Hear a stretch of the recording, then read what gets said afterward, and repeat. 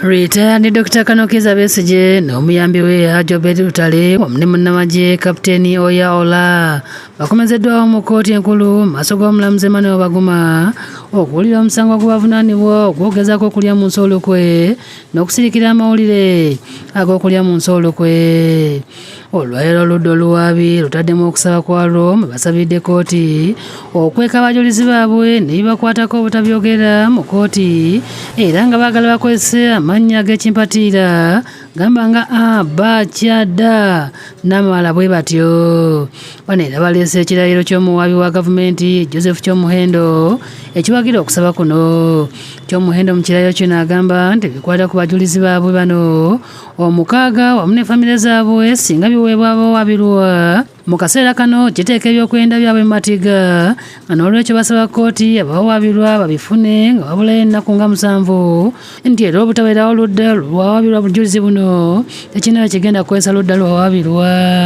Ayongeddeko nti abajulizi baabwe batandika dde okutiisibwatiisibwa okuva mu banywanyi b'abawaabirwa. Bannamateeka ba Besigye nga bakulembeddwa Martha Karua ne Erias Lukwago bakanyizza okusaba kuno nga bagamba nti wali muntu ayitibwa Abakyada n'ebirala ng'oludda oluwaabirwa lwagala kugamba kkooti.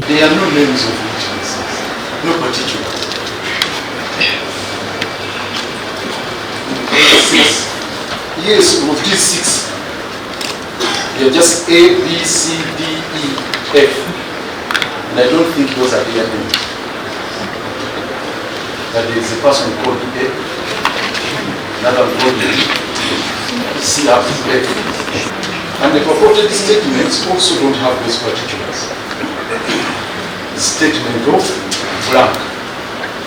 They say just male adult, say for example B, male adult of 55 years. You don't know who that person is.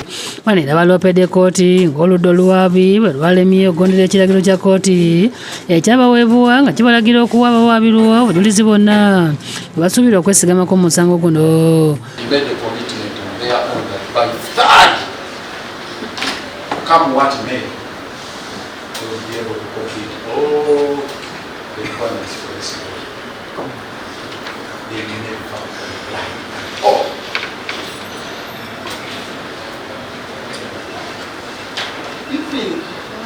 From what I have explained, even the attempts made after the expiry of the deadline. The manner in which this has been done is not only unfair, it disables effective representation, and it actually denies our client right to counsel because we are unable to proceed. Wabula okusaba kuno kkooti esobodde kukuwuliriza olw'ensonga nti oludda oluwaabi ebikwata kusaba kuno babiwadde kikeereza oludda olwawaabirwa nga n'abamu babifunye ku makya ga leero ne baba nga tebafunye budde buyitamu era omulamuzi n'agwongezayo okutuusa nga ennaku z'omwezi 3 omwezi guno.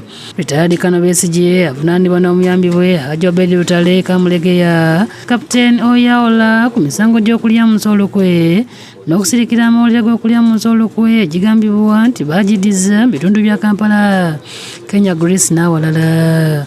Joseph Innocent Senfuma ne Musa Sewankambo bibakusakidde eggulu eno ku Lwabukedde TV.